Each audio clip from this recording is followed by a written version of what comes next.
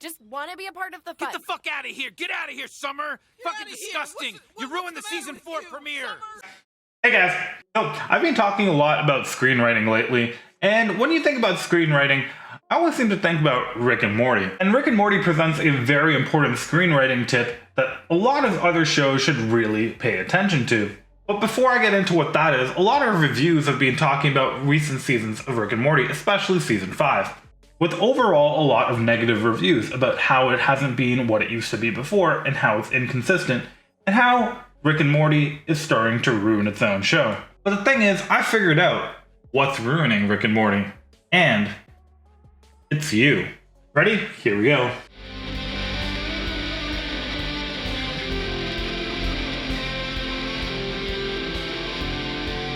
Alright, everybody got their dislikes in? Everyone? Yep. I'll give you guys a second. Okay, good to go. Let me explain.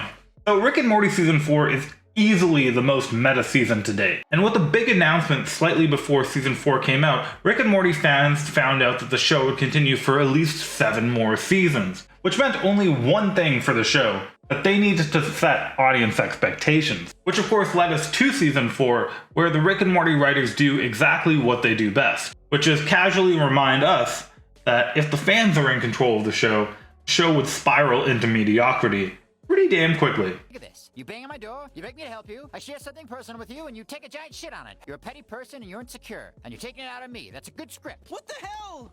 It starts as early as the Season 4 premiere, when Rick and Morty are collecting death crystals. And while the plot of this episode is centered around Morty trying to end up with Jessica, the moral of this episode and its message to the fans should be clear.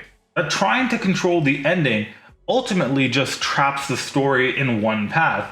And if the story is truly living, it will grow and change. Your future stems from your present, which, if you're living right, keeps changing. The truth is, anyone that knows how they're definitely gonna die is either boring as hell or about to get shot down. And we can already see how this by itself is important in screenwriting. Just comparing this philosophy to a different approach taken in the show How I Met Your Mother, which of course is one of the least liked endings of any sitcom ever.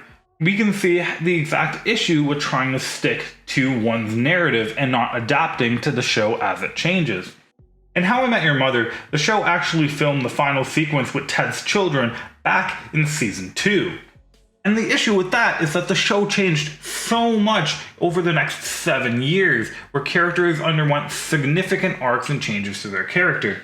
And because the ending was already written in stone, all these arcs were basically neglected and thrown out the window. In one episode. Anyways, back to Rick and Morty. Morty remains the metaphor for the audience for most of this season. In episode 3, Rick and Morty go on a series of heists. As the layers of heisting grows and grows and grows, the actual plot becomes more and more comical and more predictable. And we find out that this is happening because Morty himself has been working on a heist script. This is great source material for this heist movie that I'm writing. Don't get drawn into the culture, Morty. Cheers. I don't know. 5 of my friends got Netflix deals. What? It's a very achievable goal. You could lose him. And I can't help feeling that this is a direct message to the fans, because a lot of fans seem to think that they could write the show better. But the truth is that if they were in charge of the show, it would become predictable and tedious and nowhere close to as imaginative as the show has actually been. And I could keep going on and on with examples from the rest of the season. From episode 4, where Morty thinks that a dragon would make the show more interesting, to Morty playing God on a snake planet, and in the Emmy Award-winning Vat of Acid episode, Morty questioning Rick's own storytelling by questioning how good the vat actually is. And by implication, the writers themselves. And son, Vat of fake acid? Are you dying of dementia? how are you talking to me like this? When did you get so cocky? Tonight! God damn it. Say the vat is good. The vat is good. Kiss the vat. But the episode I really want to talk about is episode 6, The Story Train. Never Ricking Morty. Honestly, this might be the most meta Dan Harmon has ever been. In the episode Never Ricking Morty, the title duo finds themselves on a literal literary metaphor. It's not a real train, it's a story device. Literally. A literal literary device, quite literally, metaphorically containing us. Say that 5 times fast. Literal meta literary metaphor. Literal meta literary metaphor. Literal meta literary. It's hard. They're on the story train, a train that's literal job is to keep cranking out Rick and Morty stories for all eternity. And while this is a hilarious gimmick, the stories themselves become increasingly more predictable, cliched, and generally lazy. This culminates with the duo's arrival at the engine room of the story train, where the story engine gets turned up to 11 in order to maximize broad appeal, marketability, and relatability. And it seems that when these are maximized, we see the perfect ending to Rick and Morty.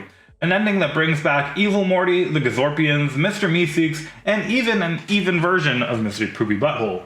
And the characters, and by extension the writers themselves, are trapped knowing that this conclusion is the inevitability of the show. This is the conclusion that the fans want. This is the conclusion that the studio execs want. But in a classic Rick and Morty twist, the duo pulls off a literal deus ex machina, as Rick calls for the help of Jesus himself in order to literally take this train off the rails. And that's the true message of season 4, really.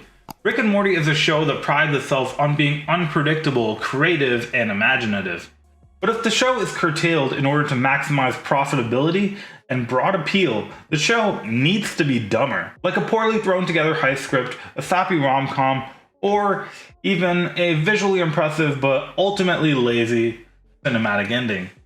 And that's really not what Rick and Morty is about. Rick and Morty is staying true to its original ethos. It's about being weird, quirky, and imaginative. And unlike other shows that have gone the ways of trying to change from what they originally were and the spirit of the shows themselves into being more accessible, Rick and Morty insists on perpetually being itself. And despite the fact that many fans might just want classic Rick and Morty adventures and want to bring back nostalgic characters, the showrunners want you to know that's just not going to happen. Stop asking questions. Stop doing meta commentary. Just have fun. We're going on a simple, fun, classic adventure. Okay, you know what? It would really help if you could just say anything other than what you don't want.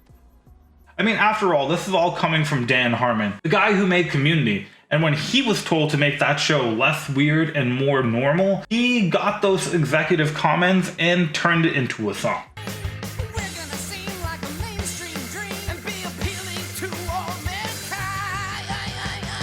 We're gonna have more fun and be less weird than the first 2 years combined. But anyways, guys, that's just what I think. I think Rick and Morty is just going to stay weird. And maybe that means some episodes will be misses.